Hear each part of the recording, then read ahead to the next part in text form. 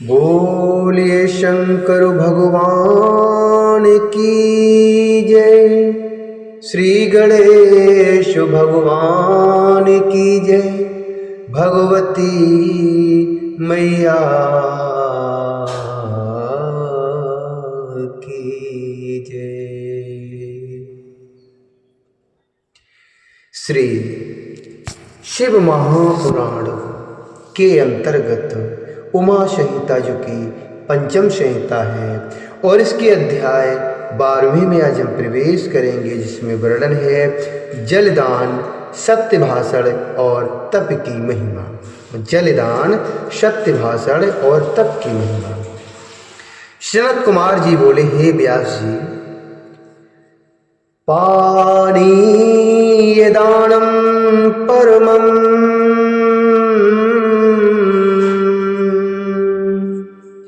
पानीय दानम परमं दानानामुत्तमं सदा सर्वेषां जीवपुञ्जानां तर्पणं जीवनम् स्मृतं तर्पणं जीवनम् स्मृतम् कृपादानमतः कुर्यात् सुस्नेहाद् निवारितं जलाश्रय विनिर्माणं महानन्दिकरं भवेत् महानन्दिकरं भवेत् महानन्दिकरं भवेत्।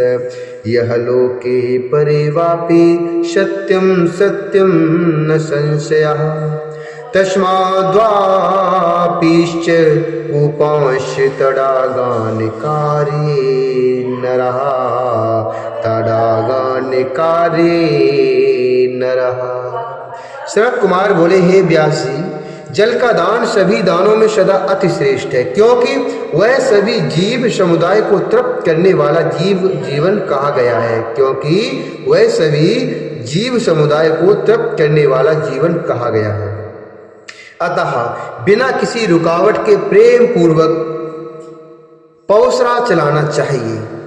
अतः बिना किसी रुकावट के प्रेम पूर्वक पौसरा चलाना चाहिए। जलाशय का निर्माण इस लोक में तथा परलोक में भी परम आनंद प्रदान करने वाला है। यह सत्य है, यह सत्य है, इसमें कोई संशय नहीं है। इसलिए मनुष्य को बावली, तालाब तथा कूपों का निर्माण अवश्य कराना चाहिए। जल निकलते ही कूप पाप परायण दुष्कर्मशील पुरुष के आधे पाप का हरण कर लेता है। जल निकलते ही कूप पाप परायण दुष्कर्मशील पुरुष के आधे पाप का हरण कर लेता है तथा सत्य कर्म निरत व्यक्ति के पापों का तो वह निरंतर हरण करता ही रहता है। जिसके द्वारा खुदवाए जलाशय में गाय, जिस व्यक्ति ने जो जलाशय खुदवाया है उसमें गाय, ब्राह्मण, साधु तथा अन्य मनुष्य सदा जल पीते हैं, वह अपने संपूर्ण कुल को ताड़ देता है। जिसके जलाशय में गर्मी के समय में भी पर्याप्त जल रहता है, वह विषम तथा अति भयंकर दुख कभी नहीं प्राप्त करता है। हे व्यास, निर्मित कराए गए सरोवरों के जो गुण कहे गए हैं उन्हें मैं बताऊंगा। जो तालाब का निर्माण कराता है वह तीनों लोकों में सर्वत्र पूजित होता है तथा सूर्य लोक में पूजित होता है। तालाबों का निर्माण सूर्य के ताप को दूर करने वाला मैत्री कारक तथा कीर्ति का उत्तम हेतु होता है विद्वान लोग धर्म, अर्थ तथा काम के तो परिमित फल का वर्णन करते हैं, परंतु जिसने सरोवर का निर्माण कराया उसका पुण्य अनंत होता है। स्वदेश, अंडज, उद्भिज तथा जरायुज, इन चारों प्रकार के प्राणियों को तालाब महान शरण कहा गया है। सभी प्रकार के तालाब, कूप, वापी, प्रपा आदि निर्माणकर्ता को उत्तम लक्ष्मी प्रदान करते हैं। देवता, मनुष्य, गंधर्व, पितर, नाग, राक्षस और स्थावर प्राणी जलाशय का आश्रय ग्रहण करते हैं। देवा मनुष्या गंधर्वः पितरो नाग राक्षसः स्थावराणि च भूतानि संश्रयन्ति जलाशयम्। देवता, मनुष्य, गंधर्व, पितर, नाग, राक्षस और स्थावर प्राणी जलाशय का आश्रय ग्रहण करते हैं। वर्षा काल में जिसके सरोवर में जल रहता है उसे अग्निहोत्र का फल मिलता है, ऐसा ब्रह्मा जी ने कहा है। शरद काल में जिसके सरोवर में जल रहता है उसे 1000 गोदान का फल मिलता है, इसमें संशय नहीं है। हेमंत और शिशिर ऋतु में जिसके सरोवर में जल रहता है वह बहुत सी सुवर्ण दक्षिणा वाले यज्ञ का फल प्राप्त करता है। बसंत और ग्रीष्म काल में जिसके सरोवर में जल रहता है उसे अतिरात्र एवं अश्वमेध यज्ञ का फल मिलता है, ऐसा विद्वानों ने कहा है। हे व्यास मुनि, जीवों को संतुष्ट करने वाले जलाशय के फल का वर्णन मैंने कर दिया। अब वृक्षों के लगाने के महत्व का श्रवण कीजिए। वृक्षों के लगाने के महत्व का श्रवण कीजिए। जो वन में वृक्षों को लगाता है, अतीतानागतान शर्वाण पितृवंशास्तु तारेत कांतारे वृक्षरूपी यस्त इष्मादु वृक्षास्तु रूपयेत कांतारे वृक्षरूपी यस्त इष्मादु वृक्षास्तु रूपयेत तत्र पुत्रा भवन्ते ते पादपानात्र संशयः परमलोकं गतः सोऽपि लोकानाप्नोति चाच्याने लोकानाप्नोति चाच्यान। जो वन में वृक्षों को लगाता है वह बीती हुई पीढ़ियों और आने वाली पीढ़ियों के सभी पितृकुलों का उद्धार कर देता है। इसलिए वृक्षों को अवश्य लगाना चाहिए। लगाए गए ये वृक्ष दूसरे जन्म में उस व्यक्ति के पुत्र होते हैं, इसमें संदेह नहीं है। वह वृक्षारोपण करने वाला अंत में परलोक जाने पर अच्छे लोगों को प्राप्त करता है। वृक्ष पुष्पों के द्वारा देवगणों की, फलों के द्वारा पितरों की और छाया के द्वारा सभी अतिथियों की पूजा करते हैं। किन्नर, सर्प, राक्षस, देवता, गंधर्व, मनुष्य तथा ऋषि वृक्षों का आश्रय लेते हैं। फूले फले वृक्ष इस लोक में मनुष्यों को तृप्त करते हैं। वे इस लोक में परलोक में धर्म संबंध से साक्षात पुत्र ही कहे गए हैं। जो द्विज सरोवर का निर्माण करने वाला, वृक्षों को लगाने वाला, इष्ट तथा पूर्त कर्म करने वाला है और भी जो दूसरे सत्य बोलने वाले लोग हैं, ये स्वर्ग से च्युत नहीं होते हैं। ये स्वर्ग से च्युत नहीं होते हैं। सत्य ही पर ब्रह्म है, सत्य ही परम तप है, सत्य ही परम यज्ञ है और सत्य ही परम शास्त्र है। सभी के सो जाने पर एक सत्य ही जागता रहता है। सत्य ही परम पद है।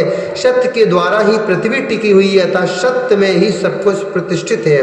तप, यज्ञ, देव, ऋषि, पितृ पूजन का पुण्य, जल एवं विद्या, ये सभी तथा सब कुछ सत्य में ही प्रतिष्ठित है। सत्य ही यज्ञ, तप, दान सभी मंत्र तथा देवी सरस्वती रूप है। सत्य ही ब्रह्मचर्य है, सत्य ही ओमकार है। सत्य से ही वायु बहता है, सत्य से ही सूर्य तपता है, सत्य से ही अग्नि जलती है और सत्य से ही स्वर्ग स्थित है। सभी वेदों का पालन तथा सभी तीर्थों का स्नान सत्य से ही होता है। सत्य से ही प्राणी निसंदेह सब कुछ प्राप्त कर लेता है। हजारों अश्वमेध यज्ञ तथा लाखों अन्य यज्ञ तराजू के एक पलड़े पर तथा सत्य को दूसरे पलड़े में रखने पर सत्य भारी पड़ता है। सत्य से देवता, पितर, मानव, सर्प तथा राक्षस प्रसन्न रहते हैं। सत्य से ही चर अचर सहित संपूर्ण लोग प्रसन्न रहते हैं। सत्य को परम धर्म कहा गया है, सत्य को परम पद कहा गया है और सत्य को परम ब्रह्म कहा गया है। इसलिए सदा सत्य बोलना चाहिए। सत्य परायण मुनिगण तथा सत्य धर्म में प्रवृत्त हुए सिद्धिगण अत्यंत कठिन तप करके अप्सराओं से भरपूर विस्तृत विमानों के द्वारा स्वर्ग को प्राप्त हुए। इसलिए सभी लोगों को सत्य बोलना चाहिए, क्योंकि सत्य से बढ़कर कुछ भी नहीं है। अगाध, विपुल, सिद्ध तथा पवित्रापूर्ण सत्य रूपी हृदय में मनोयोग से स्नान करना चाहिए, क्योंकि वह परम पवित्र तीर्थ कहा गया है। जो लोग स्वयं के लिए अथवा दूसरों के लिए, यहाँ तक कि अपने पुत्र के लिए भी झूठ नहीं बोलते, वे स्वर्गगामी होते हैं। ब्राह्मणों में वेद, यज्ञों तथा मंत्रों के विद्यमान रहने पर भी उनके असत्य युक्त होने पर वे सुशोभित नहीं होते। इसलिए भली प्रकार से सत्य भाषण करना चाहिए। व्यास जी बोले, हे तपोधन, सभी वर्णों एवं विशेष रूप से ब्राह्मणों की तपस्या का फल पुनः मुझसे कहिए। सनत कुमार बोले, हे व्यास जी, प्रवक्ष्यामि तपोऽध्यायं सर्वकामार्थ साधकम्। प्रवक्ष्यामि तपोऽध्यायं सर्वकामार्थ साधकम्। सुदुश्चरं दुर्जातीनां तन्मे निगदितः शृणु। सुदुश्चरं द्विजातीनां तन्मे निगदितः शृणु। तपो हि परमं प्रोक्तं तपसा विद्यते फलम्। तपोरता हि नित्यं मोदन्ते सहदेवतः। मोदन्ते सहदेवतः। सब कुमार बोले, हे व्यास जी, मैं द्विजातियों के लिए सभी प्रकार की कामनाओं एवं अर्थों को सिद्ध करने वाले अत्यंत कठिन तपोअध्याय का वर्णन करूंगा। उसे कहते हुए मुझसे आप सुने। उसे कहते हुए मुझसे आप सुने। तप सर्वश्रेष्ठ कहा गया है। सभी प्रकार के फल तपस्या से ही प्राप्त होते हैं। जो निरंतर तप का सेवन करते हैं वे देवगणों के साथ आनंद को प्राप्त करते हैं। तप से स्वर्ग मिलता है, तप से यश मिलता है, तपस्या से सभी कामनाएं पूर्ण होती हैं और तप सभी प्रकार के अर्थों का साधन है। तप से मोक्ष प्राप्त होता है, तपस्या से परमात्मा प्राप्त होते हैं, तपस्या से ज्ञान, विज्ञान, संपत्ति, सौभाग्य एवं रूप प्राप्त होता है। मनुष्य तपस्या से नाना प्रकार की वस्तुएं प्राप्त करता रहता है। मनुष्य तपस्या से नाना प्रकार की वस्तुओं को प्राप्त करता है। वह मन से जिस जिस वस्तु की अभिलाषा करता है वह सब कुछ तपस्या से प्राप्त कर लेता है। तप न करने वाले कभी भी ब्रह्मलोक नहीं जा सकते हैं और तप न करने वालों के लिए कभी परमेश्वर शिव जी प्राप्त नहीं हो सकते हैं। जो व्यक्ति तप नहीं करता है उसे भगवान शिव कभी प्रसन्न अर्थात प्राप्त नहीं हो सकते हैं।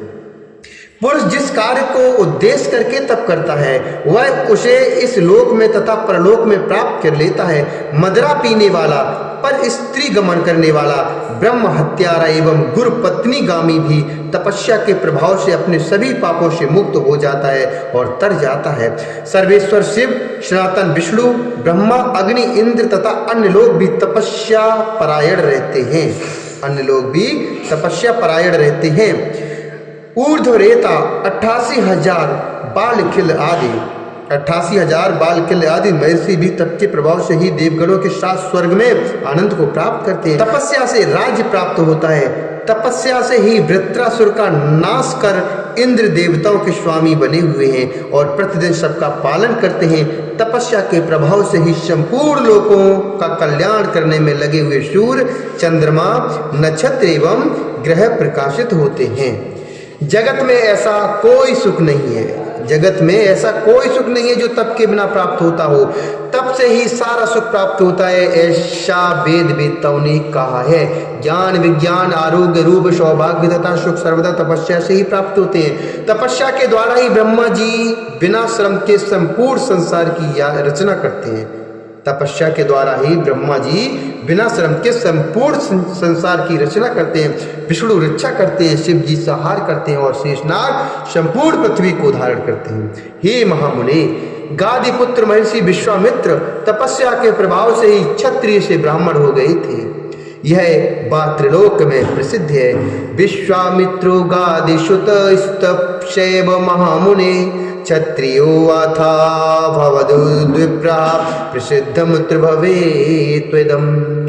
हे महामुने, गादीपुत्र महर्षि विश्वामित्र जो हैं तपस्या के प्रभाव से एक क्षत्रिय से ब्राह्मण हो गए थे। यह बात तीनों लोकों में प्रसिद्ध है।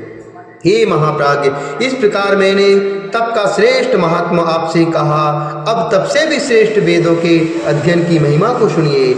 इत्युक्तं ते महाप्राज्ञे तपो महात्म्यमुत्तमं शृण्वध्येन माहात्म्यं तपसो अधिकमुत्तमम्। इस श्री शिव महापुराणे पंचमी उमा संहितायां तपो महात्म वर्णनम नाम 12वाध्याय। इस प्रकार श्री शिव महापुराण के अंतर्गत 5वीं उमा संहिता में तपस्या महात्म वर्णन नामक 12वां अध्याय पूर्ण हुआ।